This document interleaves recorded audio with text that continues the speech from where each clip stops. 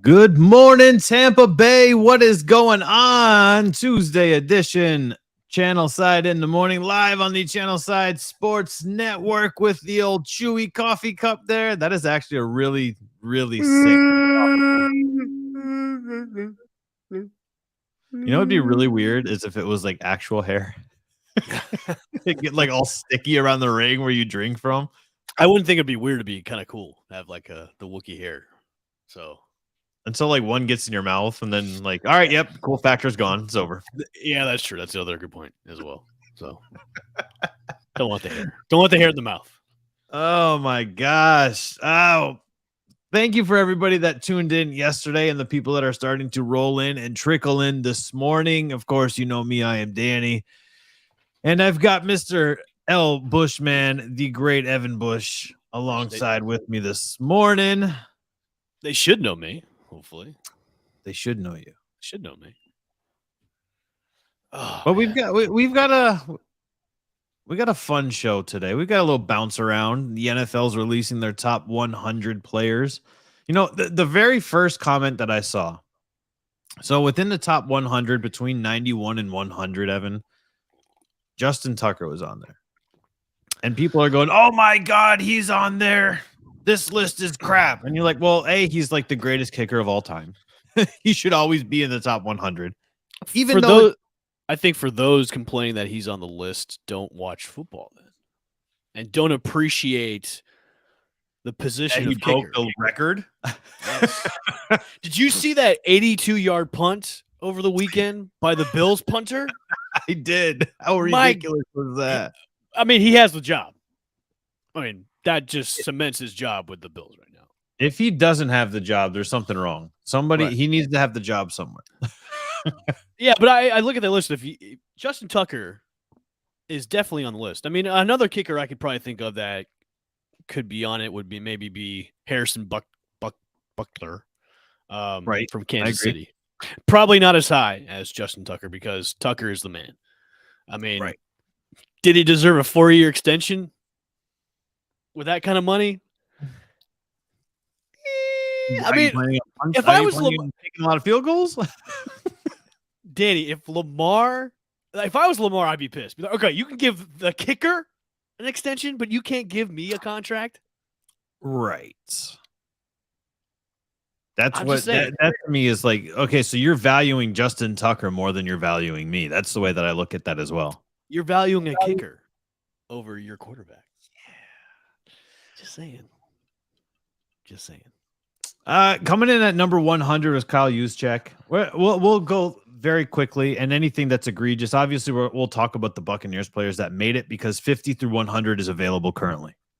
Kyle Juszczyk, number 100, fullback 49ers. Kirk Cousins at 99, I think, is ridiculous for a guy who finished in the top 6. Do you think this list is more of a popularity contest than anything? Because not a lot of people like Kirk Cousins personally. Right. So having him at 99, I mean, if this is all based on popularity, then, I mean, rightfully so. I don't know if the NFL puts out a popularity contest, though, for that. Well, it just seems like this is a popularity contest because there's a few Bucs players on this list where they're relatively high on the list. I mean, or low on the list where they shouldn't. Like Mike Evans' position is, you know what I mean? Well, so I don't. Whenever they release this list, I look at it maybe once and then move on.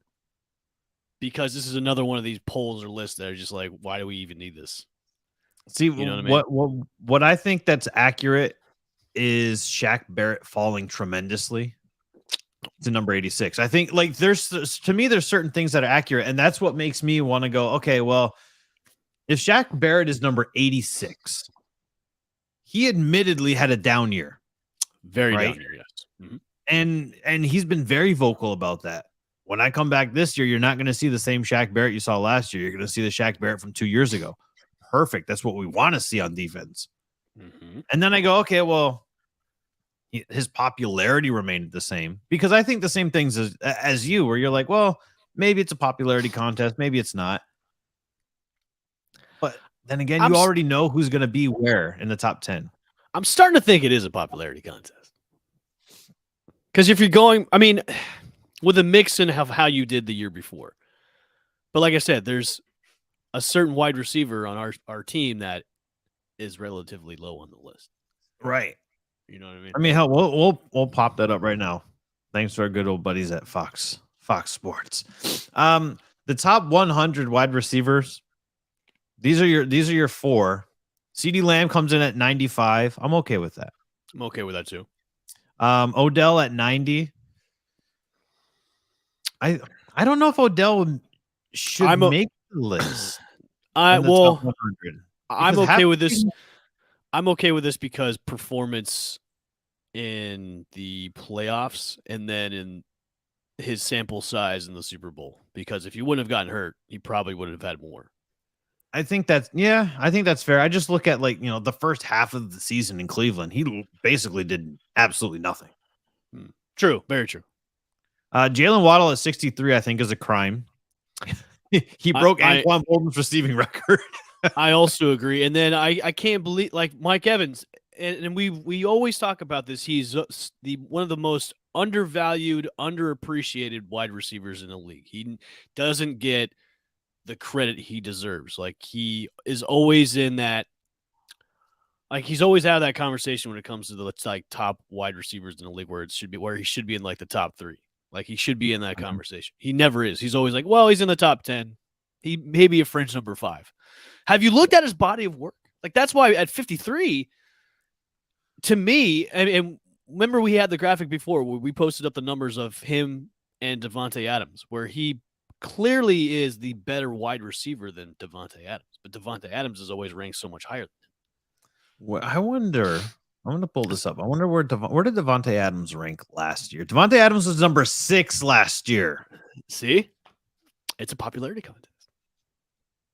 Nobody likes Tampa Bay. 48 in last season. So he was ranked 48th last season, and then he got bumped back for 14 touchdowns and another 1,000-yard season.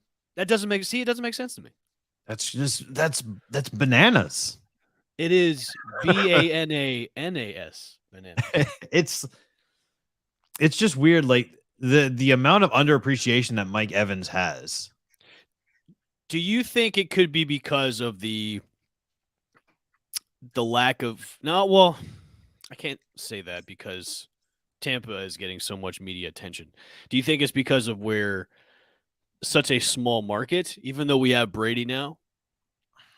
Maybe that's because, and maybe the focus is so much on Brady that Evans kind of is a blip on the radar.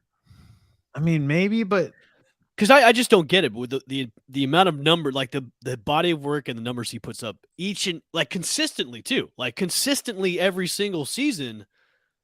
He's way down on the list. He should be in at least the top 15. You would definitely think. I don't understand.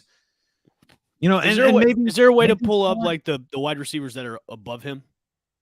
Those are the only ones that are above him right now, I believe. That's it. I believe that is all, because that's what Fox put out. That's why I used that graphic, because that was the most accurate to what I was able to see. See, I think when the whole list gets released, we should really dissect that with the wide receivers that are above him, and if they're rightfully placed above him. Because at 53, that's way too low. Right. Yeah. Technically, there's only 2 players currently listed above him. That's Alvin Kamara at 51 and Matthew Judon at 52. The remainder will be released today. No, you can't have him at 53. That is way too low. Too low. I think, and it's weird when you say, okay, does Tampa kind of get shunned because they're a smaller market? And you're like, well, Kansas City is a small market. Green Bay is a small market. You know what I mean? All of these they're all small markets as well, but they're still getting the shine. You're getting Davante Adams in the top 6. Davante Adams finished above Tom Brady in the top 100 last year, and Tom Brady set the league on fire at 44 years old. Ablaze. That's why I don't like lists. It's just lists are stupid. I get Devontae Adams is a great wide receiver, arguably the best wide receiver in the NFL. But is he also the best wide receiver in the NFL because of his utilization? I would love to see after this season, though, how far they put Devontae Adams on the list. Do you think Devontae Adams is going to fall in terms of production? Not because he has Derek Carr, but because now he has Hunter Renfrow and Darren Waller? I think yes. Not as much as, like, it's not going to be a drastic drop in production. It's going to be a drop. You're going to see a significant drop. It's not going to be like a drastic, oh my God, what is going on in Las Vegas? He's not getting the ball. It's Derek Carr's fault. You're not going to see that. It's going to be a drop where it's noticeable because there's more mouths to feed in Las Vegas than there were in Green Bay. Right. You know what I mean? Exactly, because he was the go-to. I mean, right. Green Bay arguably lost that playoff game against San Francisco because Aaron Rodgers force-fed Devontae Adams and was missing wide-open wide receivers for touchdowns. Mm-hmm. Because in Las Vegas now, you have him now, you have Darren Waller, you have Hunter Renfrow, and then you have your running backs in the back too. So there's so much more to spread around. You don't really have to have him as the focal point. Right. So if you're drafting him in fantasy drafts, draft him where you want to be, but don't take him super, super high. I wouldn't take him super high. No, you can't. You can't take him super high. Will he be the first wide receiver off the board? Most likely. Would you take him first? I don't. As a wide receiver? See, and your wife likes my mug, by the way. It's a weird comment. See, I draft a little bit differently than everybody else. Because the league is so deep in wide receivers, I don't take him first round. I value the running backs more, and it also depends on the scoring of the league too. But I value running backs more because running backs are a dime a dozen in this league. Like you have to get one of the top 5 like that, or you're really scrounging for the scraps when you're coming to the later round. So you're hoping Myles Gaskin takes over in Miami. Exactly. So if I'm going to take Devontae Adams first round, I'm not going to do that. I will gladly let somebody else. Would you take Christian McCaffrey over Devontae Adams? I will punch you in the mouth. No. I feel like PPR has taken over in terms of the most popular format of fantasy football. It is. Nobody does really standard scoring anymore because standard scoring is just bupkis. It's for people just starting out in fantasy, which is fine. If you want to do that, that's cool. But when you get into more the scoring and the intricacies of a fantasy football, like PPR is where it's at. And that's how you change your draft strategies when it comes to drafting people. 100%. We're talking about obviously hosting the Channelside Sports Fantasy Football League. Yeah. And I've been talking with the commish, and he's like, no PPR. And I was like, dude, I haven't played a non-PPR fantasy league in like 10 years. He needs to be ousted as commissioner if he's saying no to PPR. A vote of no confidence. Yeah, come on, man. Yeah, one, rightfully so. Sorry, Tony. Standard league. And then he was like, well, maybe we get a half-point league. Half point, fine. Half point PPR is fine. Yes, it is better than 0 points. That's standard league. You might as well make it an eight-man league, standard league, where everybody gets all stars on the team. Good Lord. As we're rolling, obviously Carl Nassib is back with the Tampa Bay Buccaneers. I'm happy that Carl Nassib is back, but I do have a question for you, Evan, and this is based off of our issues with depth at the center position. Did Carl Nassib happen to learn how to play center while he was out in Vegas with the Raiders? I don't believe he did. I doubt it highly, very much. I think he was brought in more for the depth too. I don't think he's, right. He's gonna, because Cam Gill went down with the foot injury, the same as Levante David had last season. I'm glad he's back. I mean, this is the place he was homegrown and started from, and of course, Todd Bowles and him have a relationship as well. It's good to have him back because he brings a veteran presence and depth to our already, stacked, defense. So, My question to you is, Danny. So, what do we know the contract? How much did he sign for a year? We don't know the exact terms yet. Let me Because see his contract. my question is now is okay. You bring him back, and now you still have JPP and Sue still kind of out there, as free agents. Are you maybe gonna bring one of them back? Just depending on how much cap space you have left, because we did spend $8 million on Julio Jones. How much did you spend on Nassib coming back? And if they're ready to go and say, hey, we don't need Sue or JPP, which I highly doubt they wouldn't want to bring back JPP. Right. But he would Would you rather bring JPP or Sue back? That's a good man. They're both relatively close in age. Mm-hmm. Pierre-Paul's gotten hurt more than Sue. Right. So that's a good conundrum. James says JPP. You could bring back either one because they both bring the leadership to the defense already as it is. I think Sue is going to cost more because that's Sue. But with JPP, you could probably maybe get a hometown discount with him bringing him back. I'm fine with either one if you want to bring either of them one back. I just don't think I don't think Sue's going to come back because of the price tag. Right, and we're looking at a Buccaneers team that's they're still floating around $8.5 million, and we don't know the terms of Carl Nassib's deal, and we know it's a 1-year deal. Right. I would assume it's kind of relatively low. Obviously, he was a free agent for a reason, and that's not, it's not a slight on him, but we're talking about Jason Pierre-Paul and Ndamukong Suh still being free agents. Odell Beckham Jr. is still a free agent. There's still some big name free agents out there, and Carl Nassib can be a contributor, right? Carl Nassib is a fan favorite in this Tampa Bay community. So I'm glad that they brought him back, even if it's like kind of like a Brett Phillips kind of thing. It was like, hey, we brought your fan favorite back. I don't know if they'll ever bring Brett. He may have like 1 or 2 tackles, but that's pretty much it. Right. He'll be a cheerleader for you. That's it. Oh. But look, I love Brett Phillips to death, but let's be honest. Let's be real here, Rays fans. Wasn't doing much behind the batter. He wasn't doing much in the batter's box. Come on. He's batting a sub 200? Yeah. That was the business decision of it, But it's hard. Look, I know it's hard. Everybody is still kind of stinging because of that, but if you want to employ him as a cheerleader, that's fine. Like, let him out dance with the Rays girls before the game. But don't get him in the batter's box because he wasn't doing anything. So, yes, purely business. I know there's a lot of Rays fans that are still, heartbroken, but it is what it is. It's a business. You can't. That's why Fanatics gives player jersey guarantees on jerseys now, because it's a business.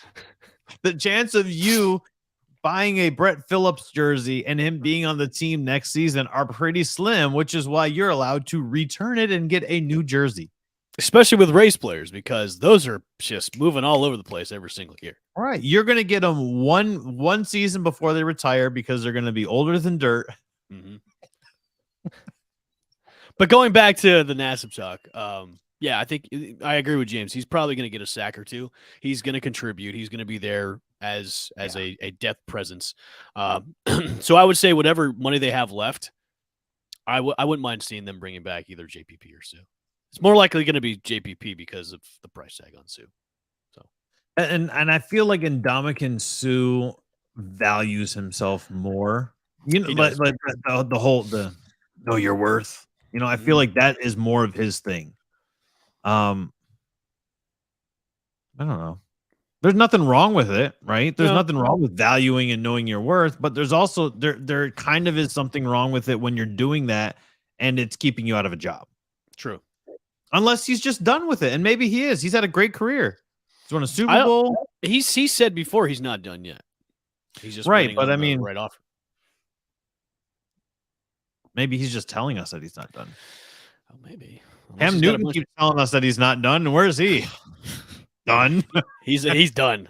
He's on podcasts right now. That's all he's doing, and selling grandma clothes. That's what he's doing.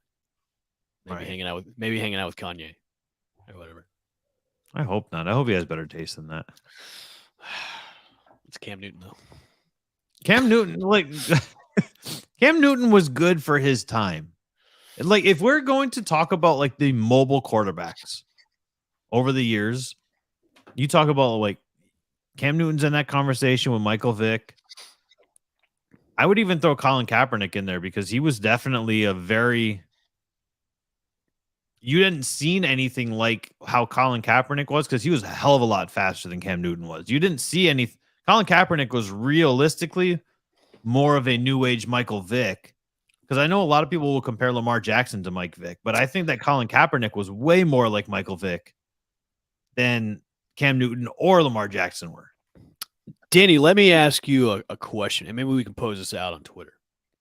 Have we kind of seen maybe the downturn of mobile quarterbacks, and we're kind of headed back into the pocket passer? I could see that. Because look at the past draft. We've had Joe Burrow, Zach Wilson, Trevor Lawrence. I mean, those guys are mobile, but they're not mobile. They're not the running style quarterbacks that we had like that era of. And it's, I think a lot of offenses are maybe kind of reverting back to that, pocket passer. Because look at them, the Mac Jones of the worlds that are there now. So 85 on the top 100. What? Shoot. Shame on this list. Shame. Ding, ding. But I'm just saying, because just looking at the quarterbacks lately is you may have out of the draft that just came up. I mean, Malik He looked really bad. He looked pretty good in that preseason game. Mike Vrabel pulled him because he refused to throw the ball. And he even said that in the press conference. He's a mobile quarterback. That's why. He needs to learn how to throw the ball. Until then, we're going to keep him on the sidelines. Like, holy crap. But I'm just saying, with the styles of offense now and the way quarterbacks have been coming off the boards and drafts lately, I think we're reverting back to the pocket passer. Like I think you're right. The mobile quarterback is kind of like the old ways now. You know what I mean? I think it's going to be more of like a Steve Young style quarterback that is good in the pocket, but they're so quick in case they need to escape, climb the ladder and move. Josh Allen is like that. Yes. Josh Allen is a prime examples right there of the Steve Young-esque type quarterback. Yeah, I totally agree with you. Totally agree. Both pretty goddamn good. Pretty good. Yes. Pretty good. They are. They really are. It's Bryce Young will be the next scrambling quarterback. Yeah, it's possible. We'll see. Yeah, we'll see. But it's. I think that era is over with. I think that we've turned the edge. We've turned the corner. Do you think that it ties in with now having 17 games and knowing the risk of your quarterback being a mobile guy? Like, imagine Robert Griffin III in a 17-game season, knowing what we know in hindsight of how his career played out, of just getting smashed and getting injured all the time because he was too mobile. No, I don't think it's because of the extra game. I just think now with offenses kind of going back to the style of, hey, we don't really need having the mobile quarterback is great, but we can surround him with so many other weapons. We don't really need him to be a run. Because look at Lamar. Lamar's pretty much the last of that type quarterback in the league right now. I mean, you can put in Russell Wilson too as well, but Russell Wilson was still running for his life because he had no O-line in Seattle. But now I think you're going to see more of a pocket passer Russell Wilson in Denver now because he has a pretty decent O-line in Denver, and he's got more guys to throw to and more options as well. But with Lamar, that's the type of quarterback Lamar is. And also, too, is Baltimore doesn't give him weapons. He has Mark Andrews, and that's it. So maybe that's why Baltimore is so hesitant to give him a contract. But I think just with the mobile quarterback is defenses are just so adaptable to that type of quarterback now that you're not going to see mobile quarterbacks like they used to, because now you have the style like the Herberts and the Josh Allens of the world where they can beat you not only on their feet, but also their arms too as well. Like Lamar's problem is he doesn't really have that much arm strength. So, So yeah, you're going to see more of the Herberts and the Josh Allens of the world coming through in college now. So if I'm that style of if I'm an NFL coach, that's the prototypical quarterback I'm going to look at. Is like a Josh Allen, Justin Herbert, Right. to fit in my system. I'm just trying to look because they kept talking about, and this was a huge narrative last season for the Kansas City Chiefs, was they're really honing in on shutting down Patrick Mahomes being super mobile, and they want him to be more of a pocket presence. They don't want him to, to run all of these read options and scramble. That was the narrative last year. We were told that was hammered home. He had more rushing yards last year than he did in 2020. He had 381 versus 308. He's going to have more this year than he did last year. Right, yeah, because Travis Kelce is going to get triple covered, and nobody else is going to catch the ball. I honestly, if you look at it, I think Kansas City might actually not be terrible on offense in terms of the passing game. Juju Smith-Schuster is a very good wide receiver. He was arguably part of the reason why there was a downfall of Antonio Brown in Pittsburgh. I see him as a still wide receiver too. I mean, if he's going to be slotted in as the one, you're going to see more of a spread out offense with Kansas City than you'll see. I totally agree. With Cheetah being gone. No, I totally agree. I appreciate everybody that's jumping in here and joining in. We got the Twitter going. Jay Reacher's in here. Johnny Decker's in here. Good morning to everybody that is that is here. Comment in the comments. We would love to hear from you. Jeez. Twitter's hard, but I would, definitely comment in the comments. Chop it up. We're kind of going back and forth between where the NFL is going, the top 100. We're kind of having like a smorgasbord of NFL conversation. And sometimes that's the best conversation. It's just like that organic where it kind of just flow where it goes. You know, right? What I'm happy about too, Danny, is drafts are starting to happen for fantasy. And I have a draft apparently today I totally forgot about. It's for a 14-man league dynasty redraft. It's one of those long drafts where you have X amount of time to pick somebody, which is kind of annoying, but also kind of fun at the same time. But drafts are starting to happen. Ask us your fantasy questions in the comments because we'd love to hear from them about your draft questions coming up for fantasy, what kind of league you're in, and what do you think is your undervalued players as well. And things will be starting to cheer up for Channelside Bets coming up. So we'll be talking about fantasy and DFS. Well, as we're talking about Channelside Bets, who are some of the – give us a little spoiler. Who are some of your most undervalued players? Obviously, we're going to talk about PPR because that's the most common. Right. That's the most common game. Who are some of your top 3, 4 maybe undervalued players heading into drafts?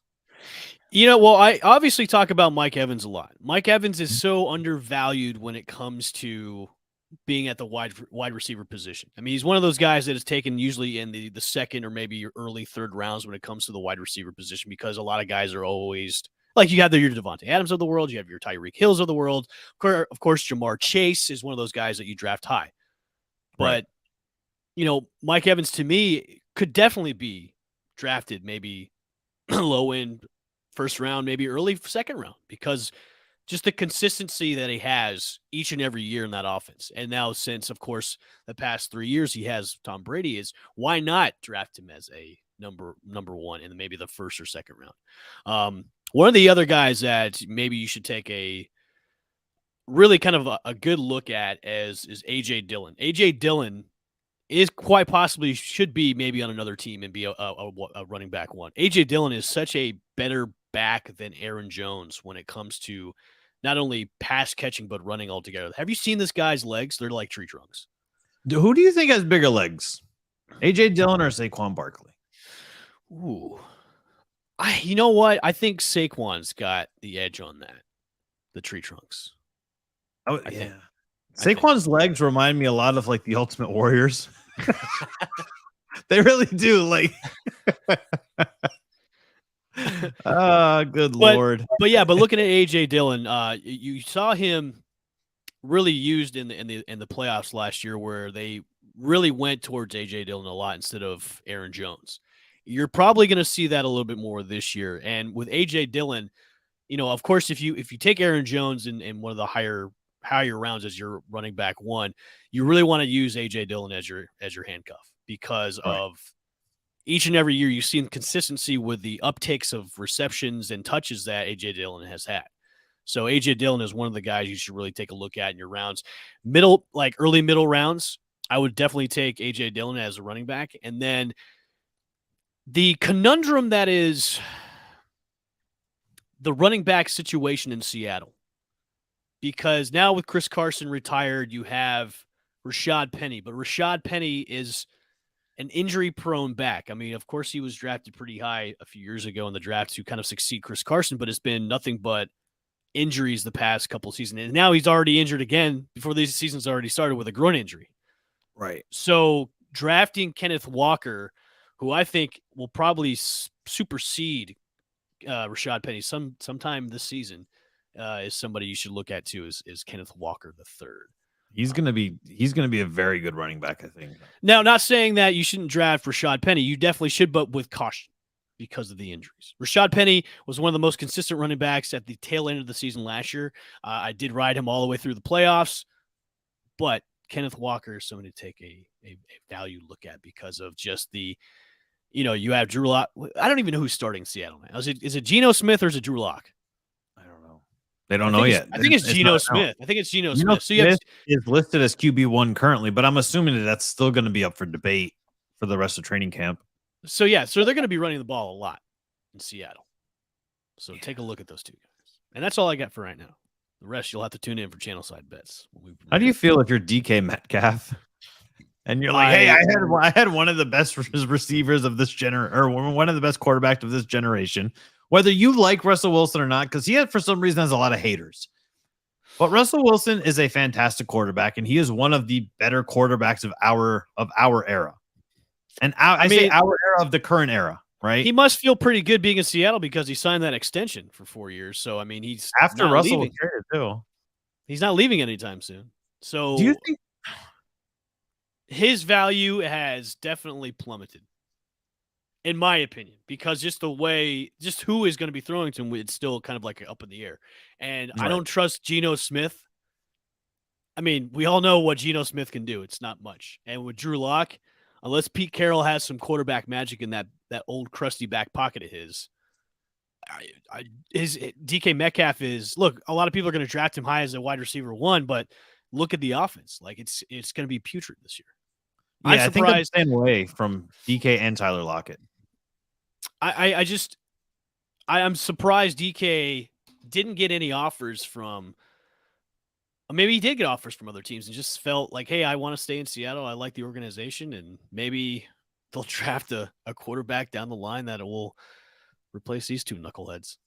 I'm just surprised that he would sign that extension with the state of that team because they are kind of like in semi-rebuilding mode. I wonder if that did play a factor into why he did sign that long-term contract, because he knows, like, hey, I'm going to have a down year, which is going to really put a chink in my armor of my value. And I'm not going to get as big of an extension. So if I sign with Seattle, they already know what I can do. Right. They're signing me based off of my past history. Any team that's going to sign me now is going to base me off of last season, especially if I don't get injured. I could see maybe this happening too, Danny, is maybe down the line they will probably trade him because of just if they are a just bottom of the barrel team this year, maybe they'll start to field offers for DK, obviously. So I can see him being traded more than like 4 years is 4 years, man. A lot can happen in 4 years, but I don't see him being long on that team, just depending on if Seattle is just desperate and be like, hey, maybe we should just move this guy, get draft picks, get draft capital out of him. Where it just kind of depends on where his value is going to be at throughout the season. Because if his value is really low, you could buy low on him and give up maybe next to nothing. Because if he's not having the production that we're normally seen to have, I mean, that could be a steal. You know what I mean? Totally agree. Of course, you'd have to absorb that contract. That's the only thing. Yeah. What do you make of the Buccaneers tight end situation?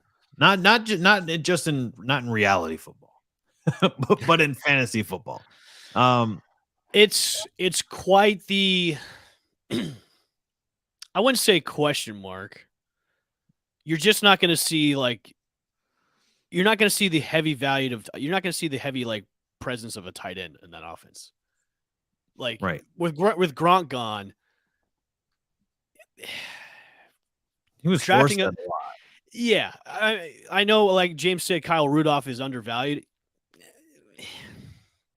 I guess, but not really, James. I mean, Kyle Rudolph is on the other side. He's 30 years old. I mean, look, that offense is not set up to be a tight end heavy offense. It is set up to be wide receiver, running backs all day. So if you were going to take a chance on a tight end from the Buccaneers like the Cam Brate or the Kyle Rudolph, draft them very, very, very low in your draft. Don't if you miss out on the top tight ends on the list, then shoot for one of those guys in your later rounds, because the value of those two guys is you don't really know who's going to be getting the ball because there's no really set tight end number one on that team. Like Cam Brate's not, they haven't named one. Like they haven't really named the starter who's going to be the tight end focal point. And you got to remember, Cam Brate, the most he started 10 games back in 2016, and that's the most that he's ever started. Right. So can he hold up for an entire season as TE1? That's super difficult to say. I'll tell you what, if I'm drafting, first of all, I'm staying away from the Bucs in tight ends. Yeah, I'm definitely staying away. But if I'm going to Bucs tight ends are somebody like you pick up on the waiver wire if you're in need. Right. And that's what I was saying. Because you know how when it gets towards like the end of the draft, like the last round, you're like, I'm already set. Like, who do I, what do I get? I would consider stashing K-Dotton solely for the fact that there's maybe 5 tight ends that you can rely on to get like wide receiver numbers, right? Mm-hmm. Your Darren Wallers, your Travis Kelce's. I don't know if Dallas Goedert's going to have a down season now that AJ Brown is there and Devontae Smith is in a second year. Maybe Dalton Schultz from Dallas is a tight end to look at, one of those top guys. But when it comes to Bucs tight ends, those are guys you're going to draft if you have your last pick or if you're going to be on the waivers and need somebody to fill in. Right. Top 3 tight ends. Kelce, Kittle, Waller. You're adding Kittle there this year. Yeah. If he can stay healthy, absolutely. Yeah. That knee injury last season just kept him out. He would come back, got injured again. And it was like, I know it's hard to say, you never draft on injury. Johnny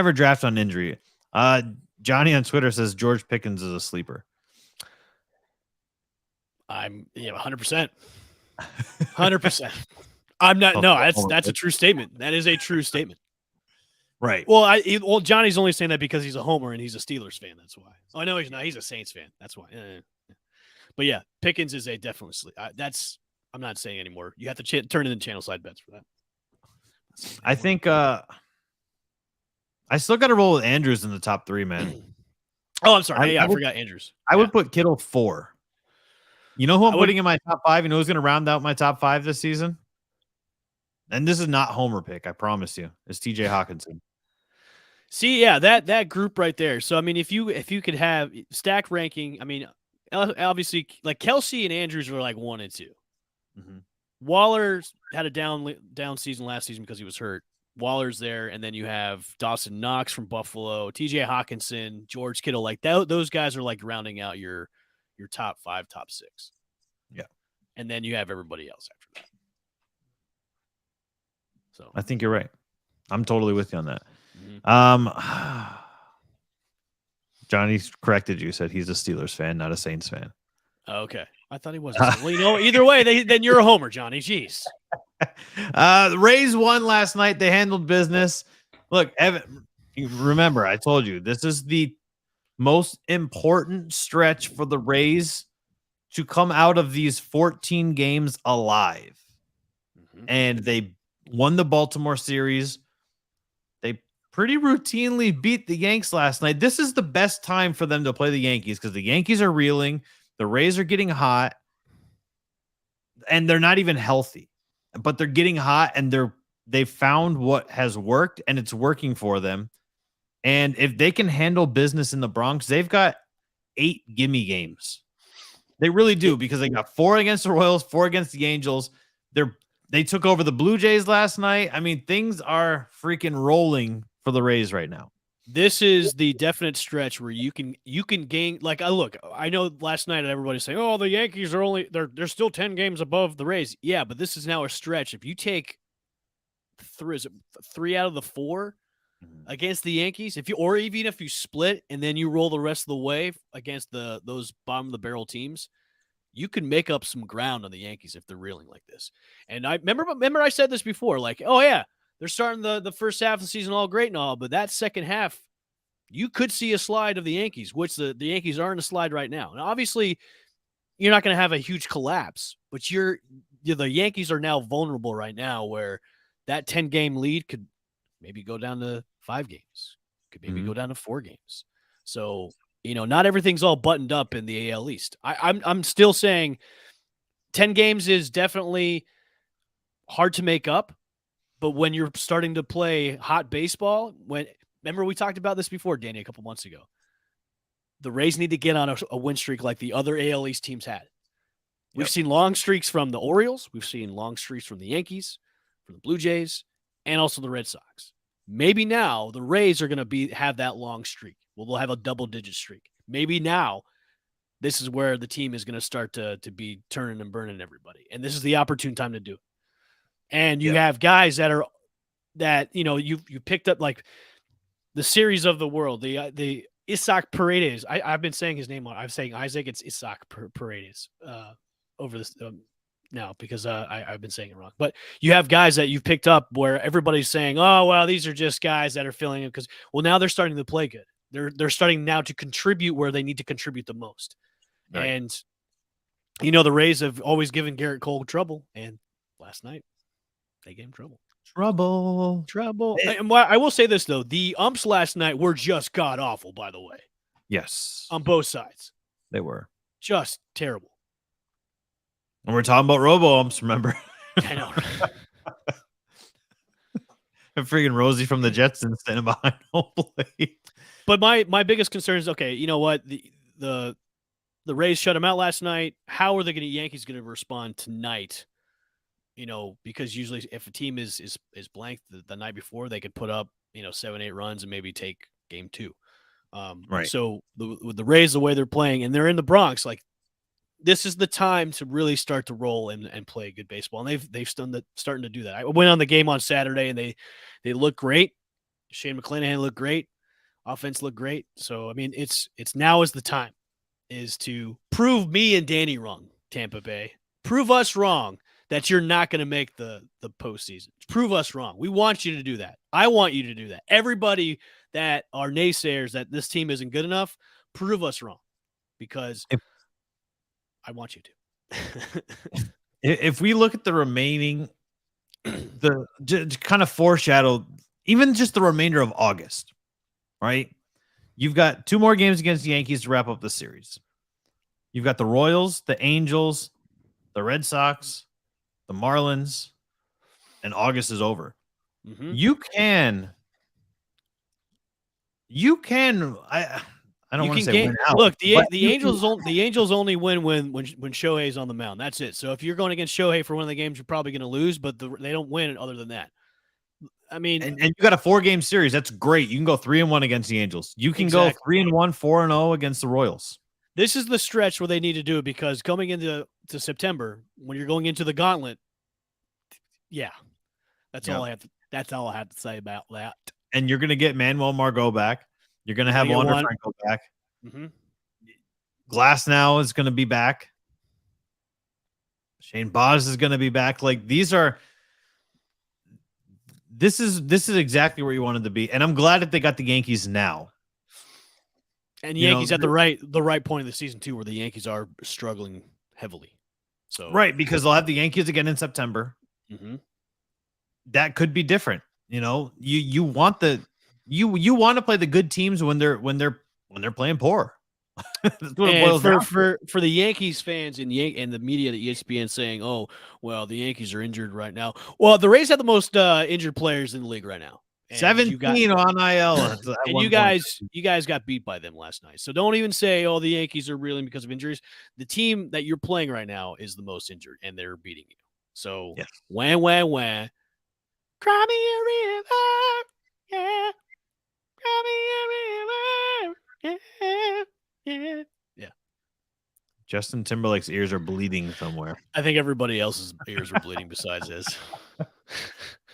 Did my headphones cut out? Hello? Yeah. I have no snare in my headphones. It is imperative that the Rays continue to handle business. And I would love for them to sweep the Yankees right now. Because if you sweep the Yankees heading into playing against the Royals at home, I think this is a different situation than when they were on a little streak and went to Cincinnati and got swept by the Reds. I feel like I said this yesterday. As much flack as we have given Kevin Cash, he's done a pretty damn good job with what he's been given in terms of having players that were not actually prepared to play at the major league level and keep that team in a position to where now they have taken over second place in the AL East. So what you're saying is, Danny, that he could have another Manager of the Year award with what he's gotten? I don't. Are you trying to say that? Are you trying to say No, another Manager I of the don't Year think award? he's going to get Manager of the Year. And he shouldn't. But what he's done has been good, and the amount of flack that we've given Kevin Cash, it was warranted at the beginning, right? And now when you look at it, you go, okay, now things have fallen into place because they're still just as injured as they were when everything was going wrong. And we were watching them go from second down to third, down to fourth, and we were watching that collapse, right? It's the same roster. It's the same guys, but now things are starting to turn around and they're not magically getting better, right? The players are getting better, but Kevin Cash is also doing his job and he's doing a good job at it. And he's helping move these things forward. And he helped keep this team afloat. And now we're seeing. I think what happened was they probably sacrificed a live chicken. They brought in Joe Boo. And I don't want to jinx anything because, obviously when we start to talk good about this team, then they lose and take another slide. We are probably in a halfway up the mountaintop right now. As we say in the show before, it's like peaks and valleys with this team. We're halfway through the mountaintop. Let's get to the mountaintop and stay there for a little bit just to gain ground and to start to chug and scenery, breathe the air. Yeah. Let's look out above the trees and let's see how far we can go because, this is like the playoff-esque type of baseball you want to be playing. And, we're in the middle of August right now. September that's when you have to really have blinders on about going forward, especially with the schedule that they have the rest of the way. So this is the time to make up the ground and really play good baseball because now, you have listen, I know we're 10 games out. There could be an opportunity to take the AL East again because of where everybody's at right now. Like you can count Boston out. Boston is not going anywhere. The Blue Jays are starting to slide. Like, look, I'm not going to lie to you. I mean, the Orioles are playing good baseball, but they're not good enough to beat, the Rays in this race. And you have other teams climbing up too. You have the Twins, you have the Indians sticking around, and you also have the Mariners too. So, the playoff race is still tight. It's still like, that those wild card spots are still achievable to any one of those teams because they're separated by, a couple of games here and there. So if you're the Rays, this is where you need to start to do that separation, and now's the time to do it. Yeah. I mean, the White Sox are even in there now. The White Sox are only 2 games out. I know. It's just getting so tight. I mean, you're looking at the Red Sox are behind the White Sox at 5 games out. And there was a time where the Red Sox won, what did they win? 8 in a row, I think. It's entirely possible to do that. And now it's got to be the Rays' time to get that win streak going. And is a double-digit win streak feasible? Yes, know. I think it is. I think it is. It's definitely feasible and definitely possible. With the amount of win streaks that have been going on the AL East with the other teams, and the Rays haven't done it yet, it's definitely possible. And I would say, why not have it done now when you need it the most, where you can kind of gain ground and separate yourself in the wild card. And this is the only quote unquote easy stretch that you're going to have to close out the season. So if it's going to happen, it's got to happen now. And I think it's. Listen, I'll tell you this. I want to say it's possible. I'll tell you this. I'll put it right here on the table. I said this weeks ago. I said this team will not make the playoffs. If they make the playoffs and they get past the first round, I'll shave this off completely. I'll shave it off. But I want them to make. Do you not want people to tune in to Channelside Bets? No, I do, but I could paste one on. But I'm just saying, like, hey, if they make the playoffs, this will be gone. It'll be gone. So make the playoffs, because I really do want to keep my beard. Or I'll make the playoffs. It's fine. I'll grow it back, but I want them to make the playoffs. I mean, it's nice, to let your skin breathe a little bit. You can moisturize it better. I mean, so it wouldn't be the worst thing. I'll wear a mask, people. All right, jeez. Normally we see these kind of things, like these start bench cuts and things like that. We normally see that with like basketball, and we'll see that with football, but we don't really ever truly see it with hockey or even baseball. Thanks to our buddies over at the Game Day, I found this is probably the very first one I ever saw. And I don't know if it's that difficult, but you will start bench trade. You got Max Scherzer, Shohei Ohtani, and Luis Castillo. This is very hard. I mean, of course, if you look at the comments, it's, this is so easy. And then this is so easy. And I'm just going to list them in order that they're in. And then the following comment is, this is so easy. And then it's a different order. Okay. I don't know if do you think that Max Scherzer has a high-end trade value over these two guys? I think his trade value is lower just simply because of age. Yeah, I can agree with you upon that. All right, so if you're trading Scherzer, is that who you're picking as Scherzer is trading? No, I got to keep Scherzer. I don't think I can. I think I can net more of a return in Ohtani and Castillo. I would say, man, I would trade Ohtani because of value. Because not only are you getting like a starting pitcher, you're also getting a very good hitter too as well. I would trade Ohtani. Castillo, I would, man. I'm going to say bench Castillo and then start Scherzer.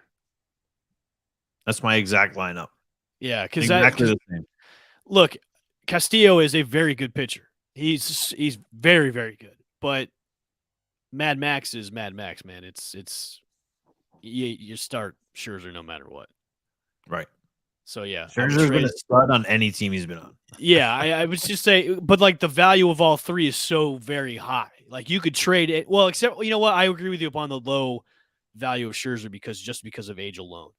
Mm-hmm. But their value is still really high, especially for Castillo and Ohtani. But if I'm doing anything, I'm trading Ohtani because he's a double threat, and you can get so much. Like I was really surprised when the Angels did not make a move at the deadline because his value is so high right now. The haul you would get would be more than what the Padres or what the Nationals got for Soto. Yep. Totally agree. You know what I mean? Because he's just a double threat. Like the Angels to me are the most asinine run organization in Major League Baseball right now because you have a once in a generational talent with the guy can hit a ton, but he can also pitch like a ton too as well. And I'm like the Angels are and just the state of the Angels is okay. Well, we have a star player. We could definitely move him and like get so much back and reload our team, but we'll just keep him and we'll keep sucking. So yeah, that's where trade Ohtani, bench Castillo, start Mad Max. That's the guy. Yep. Like I said, for me, that's exactly where I'm at. And for that reason, I don't think that if you've got Max Scherzer on your team, you can't bench him. Right. And it doesn't matter who's behind him. But Yeah, Otani's got to have the highest trade value. Because Mhm. when was the last time we saw a dual threat like that? Babe Ruth. You know what I mean? Like, when was the last time we saw a guy that you were afraid to have on the mound and then you were afraid to pitch to? Right. It's just so crazy too because the only time they win, like I said this before, when the only time the Angels win is when Otani pitches. They don't win other than that. It's true. Like the Angels are And just he hasn't pitched very much this season. no, he doesn't. AKA they have not they're not doing very well this season. No, not at all. I find it crazy that the Angels sat on their hands idle at the trade deadline with one of the hottest commodities. And then we look at like the Rays, who sat idle.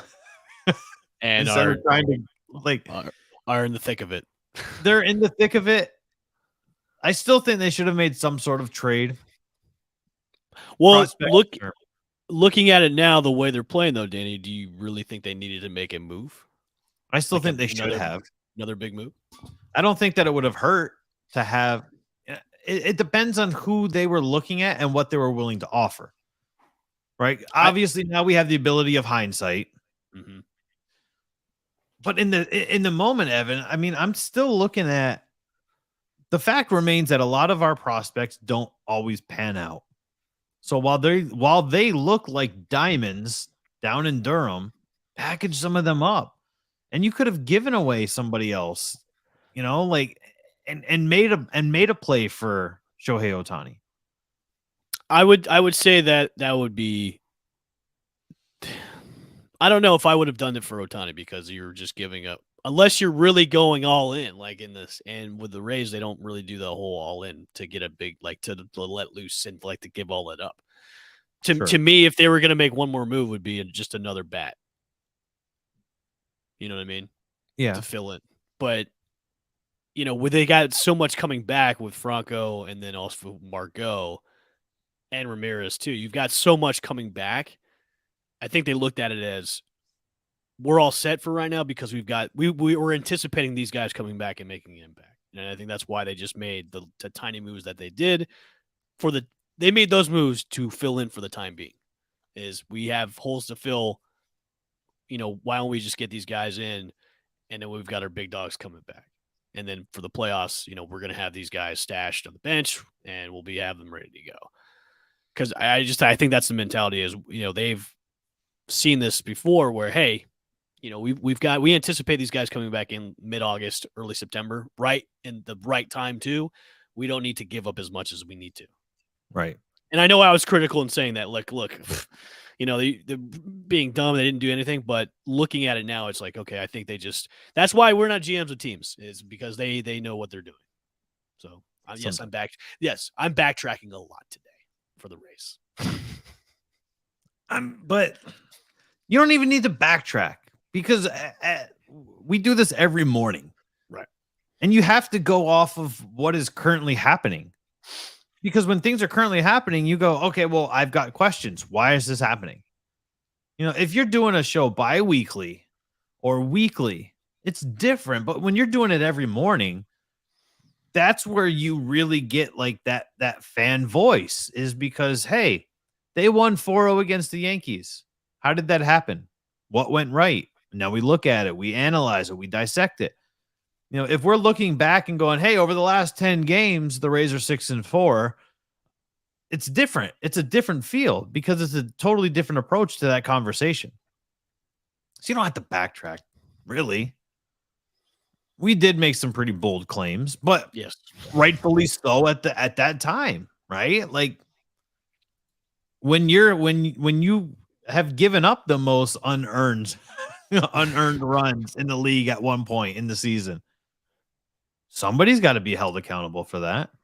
Very true. People are making a lot of money to not be held accountable. Come on, guys. They make a lot more money than me, and I get held very accountable at my job. Right? Like that's the way I look at it is, hey, I'm a fan of this team. You're a fan of this team. That's what Channelside Sports is we are a fan voice. We are not posing as experts. We are very knowledgeable. in what we talk about, but we are fans at the end of the day. And that's why we do this. So I'm not going to let you backtrack. Okay, I won't backtrack. You might have to shave the beard, though, if the Braves make the playoffs. That's fine. It'll grow back. Hair grows back. I did last time. I did last time. Like at least we have a heads up now instead of just like like out of the blue. Hey, who's hey, it's Danny and Mr. Bigglesworth live on channel. Oh boy, we're gonna wrap this bad boy up today. This was a fun show. We had like 3 lines of show note rundowns, covered an entire hour, and it was beautiful. Tomorrow's going to be a hump day edition, Channelside in the morning. Hopefully you guys enjoyed the show. If this was your first time tuning in, hopefully we caught your attention and you want to stick around and hop in the comments and the chat a little bit more. We're going to do it all over again tomorrow. Make sure you follow us on all of these social media platforms. Just search for the Channelside Sports Network. I am Danny. That is Evan. Enjoy the beard while it lasts. It might not be there much longer until it's back again. We're going to do it all over again tomorrow. This is Channelside in the morning, live